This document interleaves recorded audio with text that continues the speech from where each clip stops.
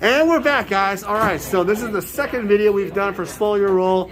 This is special because we're talking about their TCG Direct store, how Pokemon is taking over. But what's the deal with the magic art, Anthony? So, okay, so on this wall we got art from all sorts of games. So we got these two on the left here, they're from Legend of the Five Rings. Yep. This third one from the left is from Magic, from Morrowind. It's Brigid, Hero of Kinsvale. Oh, all right. Yeah. This is actually... Who's the artist? This is a Steve Prescott one, and this is my absolute favorite Magic card, so no offers, please. Do not send me any offers on this painting. What is the deal with this painting that you love? I just love Kithkin, and like this. She's supposed to be like she's like the right hand woman of Gaddock Teague, so like she's just a cool character. Nice. Yep. Who's this guy? That guy. Oh, jeez, I forgot his name, but he's from WoW TCG. Oh, wow. Yeah. WoW TCG. That's like a WoW.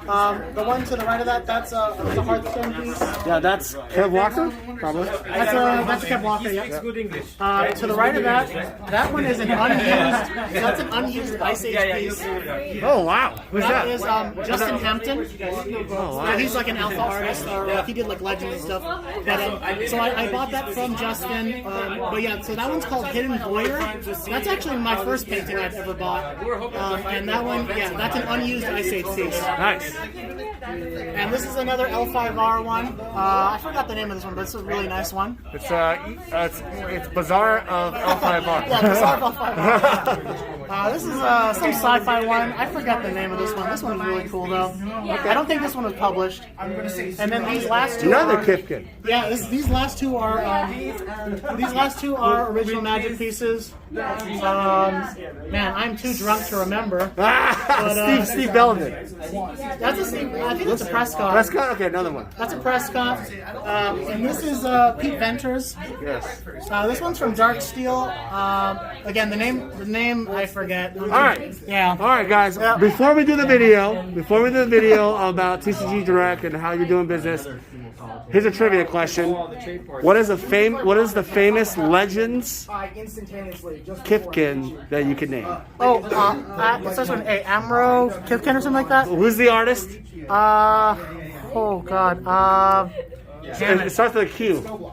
Oh, Quentin Hoover. All right, there we go, guys. Enjoy the video. I'm not that drunk, okay? I'm not that drunk. Only one Mai Tai, you're done. Yeah, one Mai Tai, I'm done. All right, guys, enjoy the video. Vintage Magic. Game, collect, invest. For more information about our consulting and professional services, visit vintagemagic.com.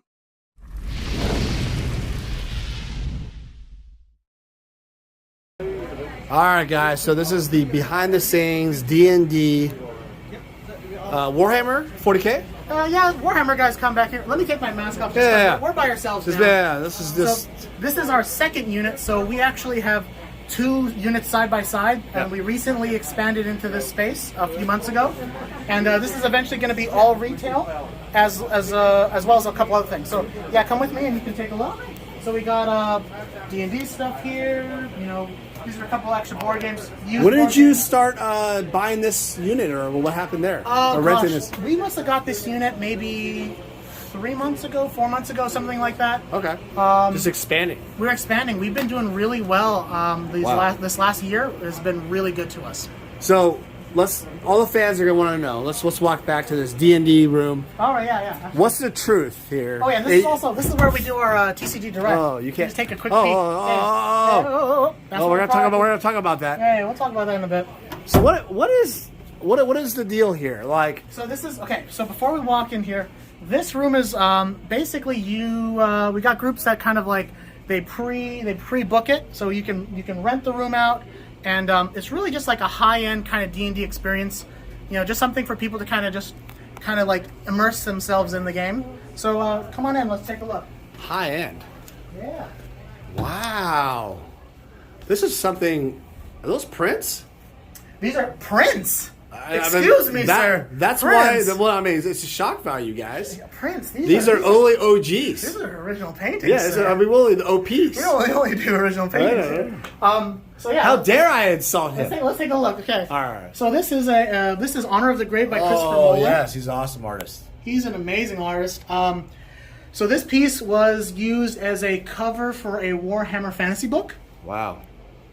Yep, this one is this was actually one of my favorite ones, and I think Chris Muller he's an amazing artist. I'm very sad that he's semi-retired. I mean, he pops in and out, but I love his art. I think he does like colors so well, and just like the look of expression on the faces. I love it. I love his stuff. Go down here. Anyone here play Hearthstone? World of Warcraft, TCG? This is not kids friendly, guys. Kid friendly, yeah. It's definitely Rudy friendly. Rudy friendly. So, Court Jones. This is one from the base set of Hearthstone, and we got actually 3 of them in this room. Doesn't even guess. Why do you like her? She's kind of cool. Okay, honestly, the paintings are much cheaper than Magic paintings, and it's the same artist essentially. So you get really high quality paintings for like a fraction of the price. But so you play Hearthstone? I do, yeah, a little bit, okay. but I'm pretty bad. Okay. Yeah, so we got a few paintings, original paintings from it. Yeah, this one, Ian Guest. Geist, I don't know how to say Is the this last a name. Surprise? This one? No. Is this a surprise you're showing me? Oh, no, this is not the surprise. I actually have something to show you. I didn't tell you yet, but Kev Walker. Kev Walker, I'm expecting a Black Lotus, everybody. Kev Walker, yeah. We know him. He did Sea of hey. Traders. There it is. Yep, Kev Walker. Another Hearthstone painting. Wonderful. And a sketch. Yep, that's Ralph Horsley. Yep, Ralph Horsley, everybody. Yep. He did magic art, and is that... This is Warcry CCG, so like a spin-off of Warhammer Fantasy, I believe. All right. Yeah, so so this is the rest of the room. We got like a TV if people want to watch stuff, a bunch of role-playing books. All right, what's the surprise? Okay, what's the surprise? Let's close the door. It's private, Okay, guys. It's private. private. If I die, guys, all my lotuses go away. It's All right. all because of Anthony. So, remember when they had the... Because we've been talking about like collector's edition cards and whatnot. So remember Card Kingdom had an auction for Black Lotus? Yeah. CGC 9. Here it is, baby. Whoa! Kick it out of this little plastic. I'm taking it out of this thing. What? When was that? When was this? 2 months ago? A month ago? I don't know. You won that, huh? I won it. Damn. Okay, so the story is... I won it on the toilet. There. I won it on the toilet. Wait, what? You won it on a toilet? I was on the toilet. The hole is still. Yeah, there it is. And I was on eBay, and there was like 2 minutes left, and I was like... Were you going number 1 or number 2? I can't tell you. I can't disclose that info. No. But you know what? I've done this before too. By the way. This is good. I like this. And it was like a minute left, and I was like, "Fuck! Do I want this?" And then I put in a bid. It was like 5 seconds left, and then I won it. And I was like, "Okay, there we go." Is that the first Black Lotus you ever had? No, it's the second Black Lotus I've ever had. Oh my god! What's the first one you ever had? It was also collector's edition because I'm poor. That's okay. Yeah, I can't afford alpha or beta like you guys, like Daniel Chang. Oh god, here we go. But here we go, everybody. Here we go. Yeah. Here we go. If you're not Daniel Chang, you can't afford alpha and beta Lotuses. But the thing is, apparently on Reddit, I manufacture those every single day of the week. So that's true. The print runs from 1,100 for alpha to like 9 million. 1,100. It's 69.69 million. That's what I have. 69 million. What else we got? I've been buying collector's edition lately. So Well, you like them? What was the deal? I love collector's. What is wrong with you? But you sold some at our auctions. I did. And so what happened? I don't know. I like the cards. They're pretty. They're cheap, relatively speaking. Are they for your collection? These ones are for my collection. I don't put these ones up. Yeah, these are my. You just like these? I got a couple more, but I don't think I brought them with me. Not international? No, I'm just too poor, man. I'm telling you, international's the print run's too low. So if you had unlimited money, would you buy the alpha beta? No, I'd buy another house, honestly. Oh, I'd buy another house. All right, guys. We're gonna cut the video. We're gonna talk more about business. Yeah. This is interesting. I want to hear more about the TCG Direct. Why Pokemon? So Magic used to be what? Your business? About like 75% maybe. 70%? Yep, a lot. And what is it now? Probably 25-30% maybe. All right, guys, go to the bathroom. Do Anthony. Bid on some auctions on the eBay store on Vintage Magic. Whatever you do, make sure you wipe. Enjoy the video. We're going to talk more about this. All right.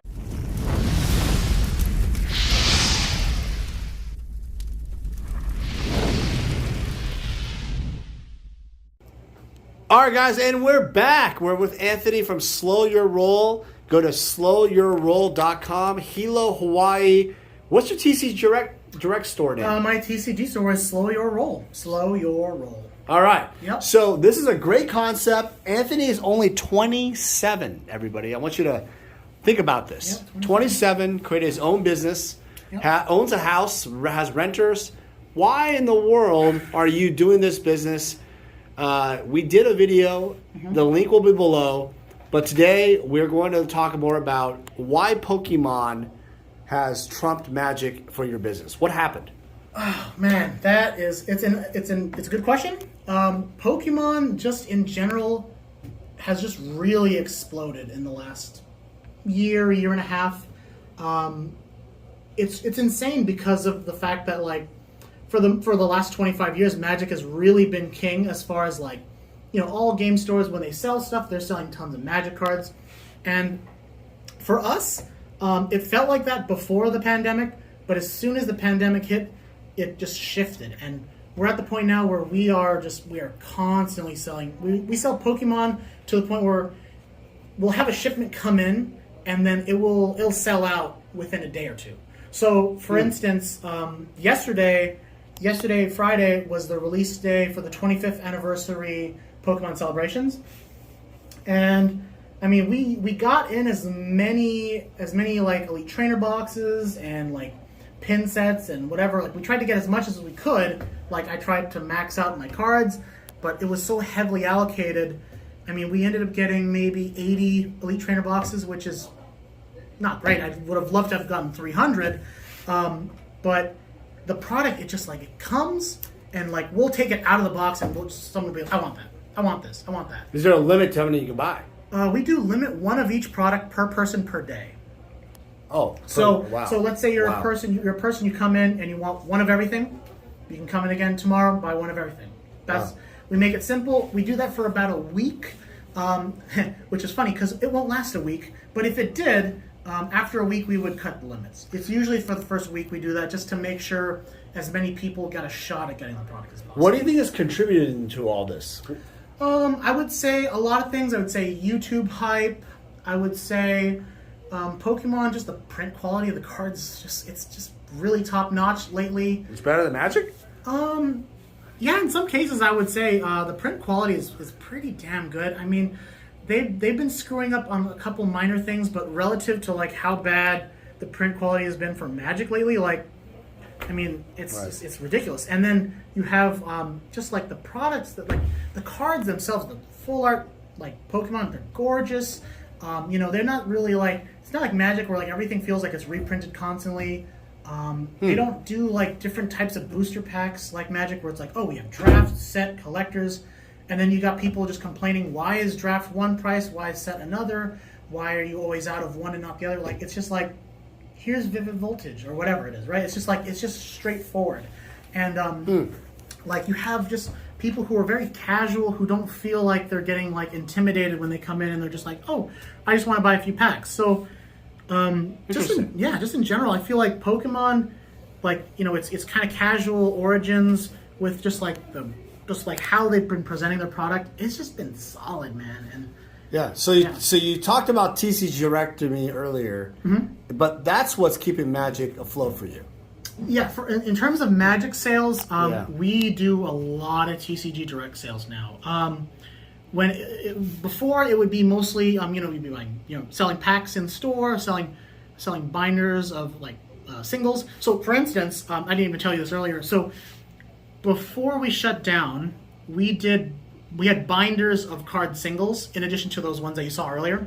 So, like, if you wanted, I want white cards. Okay, well, here's the binder of white singles. We literally took all the cards out of them and we just listed them online. We don't even do binders of singles anymore. If you want singles, there's a QR code. You can scan it and you can see our TCG player. That's just how we do it now. It's just, there's no sense. Yeah, because it's like with how do you? Oh, so back there you just basically manage it like that. It's just hands off, and there's just too much complication, right? So with like COVID, you have like are you going to be wiping binders down after people go through cards? It's just like so all your single stuff you just go with TCG Direct. Everything is done through. All right, TCG so Direct. explain that experience. You're saying the fees, the process. How does it work for a business? I think it's like 10% or a little bit more, and then they have all these other. Little You mail all these cards though? Not these ones, but the ones you want to sell. Yeah. So how it works is TCGplayer will ship the card to the customer. So you first mail them to them. No. So it starts with. Oh. I'm pretty sure it starts with customer orders card. Okay. TCGplayer mails card to customer. But how do they get in the card? TCGplayer has a warehouse of cards. Oh. Yeah. In Syracuse, in New York. But your cards? No, it's their cards. So then they will send. So the sale counts as slow your roll. Then they say, hey, slow your roll. Here is a pull sheet. I want you to take these cards that we sold from our collection, and we want you to replace these cards. What? That's how it works? That's how. I mean, as far as I know, that's how it works. Yeah. So wait. They have their own. They have cards. they have cards. They sell them. We sell them for under your brand or whatever. Yeah, sure. It's under our brand. And what do you get out of it? You get the full money? Well, it saves a ton on shipping. So let's say we do. So let's do an example. Let's say if this Mox Jet was on this collector's edition. Mm-hmm. Someone buys it. TCG owns it. They have it. And they near mint, whatever. Yeah. So sells for 1,000, whatever. Okay, whatever. So they ship it.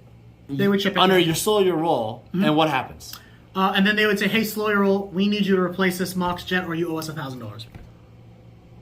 Oh. Yeah. So it's like drop shipping. So the customer gets it right away, right? So the customer gets it right away, and then after like 3 or 4 days, they send you a pull sheet and they say, "Hey, you have 24 hours or 48 hours or whatever it is. Get these cards, put it in a box, mail it out to us." So instead of us shipping, instead of us doing plain white envelopes and like 300 stamps, we'll do one box, $15, medium USPS, have it insured or whatever. So we're shipping one thing instead of 300 orders. So we save a ton on shipping. Right. So, have you ever had a problem? I mean, I can see the problems already, but have you had a problem of fulfilling orders? Yeah. So let's say something sells and we don't have it. Like this Mox Jet. Sure. Okay. Yeah. Then it would be like, oh crap, we don't have the Mox Jet. We literally just have to pay it out. It's simple as that. Okay. So do you list all these items? Yeah, it'll either be me or an employee or something. So you're listing the items that you have that you can get. Oh yeah. It's stuff we have. We're not listing cards. I see. I see what's going on. Yeah. So you're basically. You create the listings, you create the listings. Yeah, so Slow Your Roll creates the listings. Right. TCGplayer ships it to. Got it. They already they have a card. They have and sometimes my understanding, I don't know if this is true or not. Sometimes TCGplayer will add things to the pull sheet that don't necessarily sell. They just want to bulk their inventory. Oh, okay. That's what I've heard. I don't know. By the way, I have never heard of this until today. You've never heard of TCG Direct? No, because I sell on eBay and I sell my website. Yeah, I don't do any eBay, so I buy a lot on eBay, but I've never really sold on eBay. But TCG so it's very interesting. Yeah. Wow. So how about graded cards? No on graded cards. So for graded cards, how you have to do it is, it's really. I've never sold graded cards. Now that you mention, I've never sold graded cards on TCGplayer, so I really don't know how they would do it. So like this Earthbind, you don't even know you can't even do that. Yeah. So it makes no sense because you wouldn't, because they would be like, "Hey, send an Earthbind," but it's like, "Well, this one's graded." I don't know how that works because there is no selection on there to put a BGS 8.5 Earthbind. Yeah, so in that case, you would do it on eBay, but for us, we would do graded cards in store. Or Facebook or whatever. And honestly, we don't really deal too much in graded cards because of that hassle. Like when I get graded cards, it's kind of usually just for me. Like I like having graded cards for my own collection, but in terms of selling it, it's kind of a pain. So I just don't do it. Okay, so Magic has survived for you for TCG Direct. How's a Pokemon TCG Direct going? Oh my god. Pokemon TCG Direct, it's funny. So while I would say the TCG Direct side for Pokemon, we don't really sell as many singles as Magic, but I mean, because most of the business is in the sealed product. But on TCG side, I would say maybe 20% of the orders are Pokemon now. It's actually like, it used to be like like single digits, right? But Pokemon, we sell a lot of Pokemon singles, and it's funny how like we'll have like, let's say there's a product that maybe even if it doesn't sell in store, oh my god, you list it on TCGplayer, it's gone. It's gone in like an hour. It's gone in like 2 hours. So your Pokemon TCG Direct sales have gone up too. Oh yeah, absolutely. But Magic is still higher for TCG Direct. For Magic is still higher, and but what you're saying is the growth of Pokemon is much has been overall has been to the seal product and all that stuff. Yeah, for our store, I would say yes. Magic has basically been pretty steady, and of course, you know, this is not to say all game stores are like this. I know a lot of game stores where Magic has been doing very well in the last year. Us personally, on the Big Island of Hawaii, it's been pretty steady for Magic. But, I mean, Pokemon, it's like, I mean, we're talking like 3-4x the sales. Like, it's a ton. It's just so much volume now. And you were sharing with numbers. Are you at liberty to share with the growth? Or you don't have to have a number, but let's just talk about the growth from when we last saw you. Mm-hmm. How much X has it grown since the COVID? Oh, my God. Let's see. It would be about 3x the sales of 2019. Wow. And it's because of Pokemon.